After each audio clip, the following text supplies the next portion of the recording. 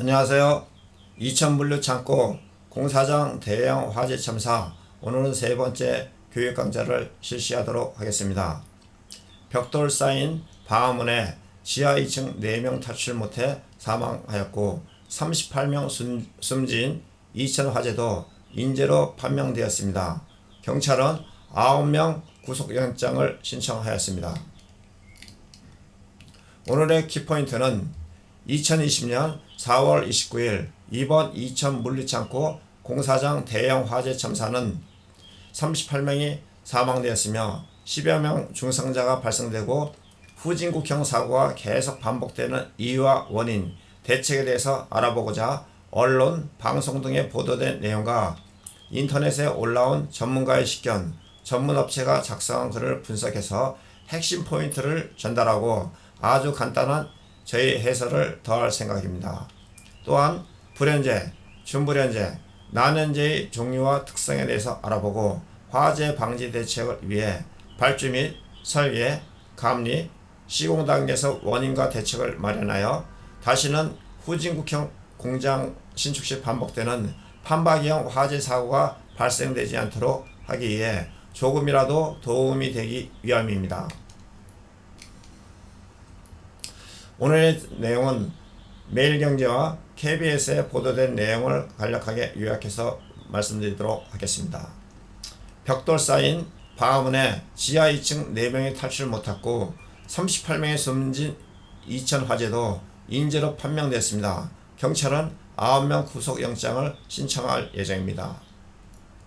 산소 용접할 때는 불티가 원인이며 공기 단축을 하려 인원 2배를 투입해서 위험한 작업을 동시 진행은 예사롭고 안전관리 수칙은 철저히 무시되었습니다. 지난 4월 말 38명 목숨을 앗아간 이천 물류창고 화재 사고는 안전을 무시한 작업이 발단이 된 것으로 경찰 조사 결과 밝혀졌습니다. 제로 변환 사고 현장은 38명의 목숨을 앗아간 이천 물류창고 화재 사고와 인재로 잠정 결론났습니다. 공사기간을 앞당기기 위해 평소 2배의 인력을 투입하면서 안전관리 수칙은 철저히 무시한 것으로 드러났습니다. 천장과 벽체 대부분을 덮은 우레탄 폼은 불을 빠르게 확산시키며 인명피해를 키웠습니다.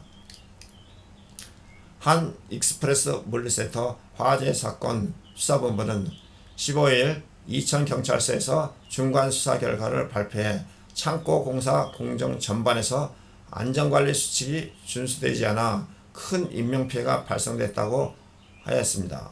경찰은 공사 관계자 24명을 업무상 과실치사상 등 혐의로 입건하고 이중 책임이 큰 발주체에는 1명, 공사, 시공사 3명, 감리단 2명, 협력업체 3명 등 9명에 대해 구속영장을 신청하였습니다.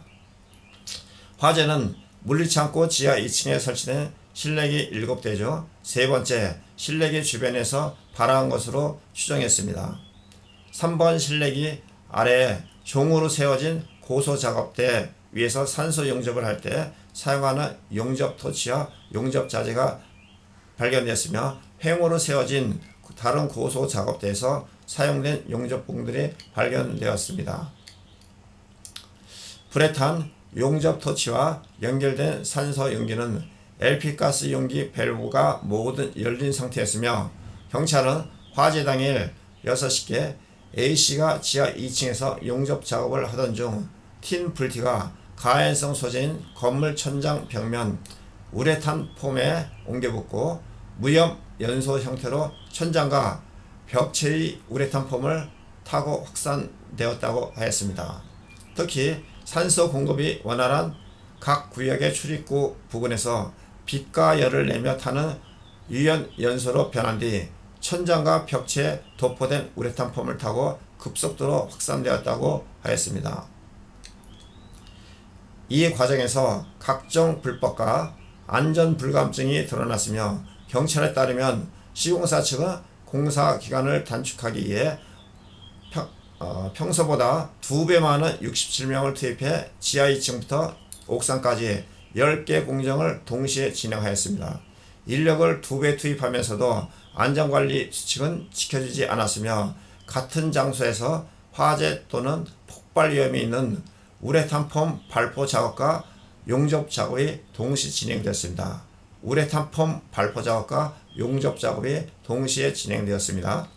용접 불꽃이 다른 곳으로 튀는 것을 막기 위한 비산 방지 조치도 없었고 2인 1조가 필수인 화기 작업도 1인으로 진행하였으며 화재 감시인이 작업 현장을 벗어난 상태에서 비상 유도등, 간이 피난 유도선 등 임시 소방시설도 설치되지 않아 지하 1층에서 작업하던 근로자들은 화재를 초기에 인지하지 못하였습니다.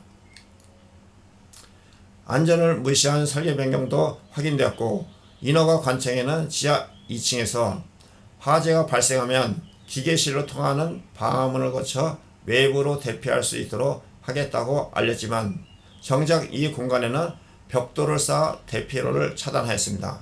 결국 이 지하 2층 근로자 4명은 폐쇄된 방화문 지점을 뚫고 대피하려다 실패하여 사망하였으며 경찰 관계자는 방화문으로 설계된 지역이 벽돌로 막혀 작업자들이 탈출하지 못했다 하면서 당시 작업자들은 밖에 있던 근로자에게 전화해 벽을 깨달라고 요청했는데 구조원들이 지하 1층까지 내려갔다가 진입하지 못하였다고 하였습니다.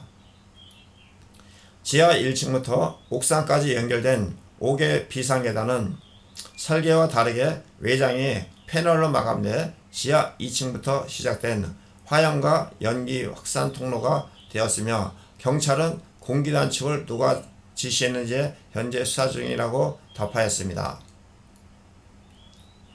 본 내용은 KBS 뉴스에 보도된 내용입니다. 38명의 소중한 생명이 사라진 이천 물류창고 화재 참사는 화재 발생일로부터 48일이 흘렀습니다.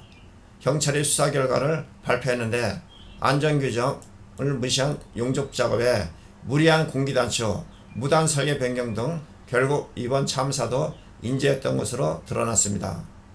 지난 4월 29일 오후 1시 31분 창고 지하 2층 입구 이쪽에서 화염이 솟구쳤습니다. 작업자들은 소화기를 달라고 외쳤지만 30여 초 만에 지하 전체로 번진 불, 도저히 손을 쓸 수가 없었습니다. 그러나 경찰 수사 결과 이미 한참 전에 시작이 되었다고 하였으며 창고 안쪽 실내기 용접 도중 불씨가 벽면과 천장 단열재인 우레탄 폼에 옮겨 붙은 겁니다. 특이하게도 화염 없이 타들어가는 무위험 연소가 일어났고 30m가 떨어진 창고 입구까지 탄 뒤에 비로소 화염으로 바뀐 것입니다. 경찰은 초기에 육안으로 확인하기 어려운 추결 상태인 무위험 연소 형태로 천장과 벽체, 우레탄 폼을 타고 불이 번졌다고 하였으며 용접은 2인 1조 작업 등 안전 규정도 지키지 않은 채 이루어졌고 화재 감시인도 없었다고 하였습니다. 설계 변경도 무단으로 되었으며 불이 시작된 지하 2층에는 원래 방화문이 설치될 예정이었는데 실제 공사 과정에서 벽돌로 막아버렸습니다. 사고 당시 근로자 4명이 그 방화문을 통해 대피하려다 결국 숨진 사실이 경찰 수사 결과 드러났으며 경찰은 상층부 유일한 대피로인 외부 계단 역시 설계와 달리 불에 잘 타는 재질로 만들었습니다. 이 때문에 2층 이상 사망자가 무려 26명에 달하고 있습니다. 경찰은 발주처 관계자 5명 등 24명을 입건하고 9명에 대해 구속영장을 신청하였습니다. 유가족 대표는 왜 공기를 단축하려고 했는지, 지시를 누가 했는지, 왜 무리하게 설계 변경을 하였는지, 발주처가 정말 몰랐는지 더 명확히 밝혀져야 한다고 하였습니다. 유가족은 이천시와 협의해 오늘 20일 합동 연결식을 열 예정이라고 밝혔습니다. 이번 화재 사고는 화재 잘타는 우레탄 폼 사용과 용접 작업이 동시에 이루어졌으며 용접 작업 시 2인 1조 화재 감시자 부족, 공기 단축으로 인한 작업인은 2배 증가했다는 안전관리자 부족, 발주처, 감리자, 시공사, 하도급자의 안이한 생각으로 대형 참사가 발생된 것으로 설계 단계에서부터 재료 선택과 설계 시 안전성을 고려한 설계, 작업 시 안전대책 매뉴얼에 의한 작업, 용접 작업 시에는 소방서에 화약 발포 작업처럼 소방서에 보고를 해야 되는데 이런 부분을 아직 안 했습니다. 네, 이런 것은 현재 법이 개정되지 않았기 때문에 소방서에 보고하는 것은 법 개정이 이루어져야 될 것으로 봅니다. 화재 발생 시부터 발주처 하도까지 처벌이 있어야 모두 인지하고 화재 발생을 준비할 것입니다. 이상으로 이천 물류창고 공사장 대형 화재 참사 최소 38명 사망 세 번째 시간에 대해서 말씀드렸습니다. 아직 구독 신청하지 않으신 분은 구독 신청해 주시고 본 내용이 좋다고 생각되시면 좋아요 눌러주시면 감사하겠습니다. 간단한 문의사항은 솔로몬 스토어 010-3003-3190 다음 카페 카카오톡 플러스 친구 트위터 페이스북에서 본 내용을 같이 공유하도록 하겠습니다. 감사합니다. 다음에 좀 더 나은 내용으로 찾아뵙겠습니다.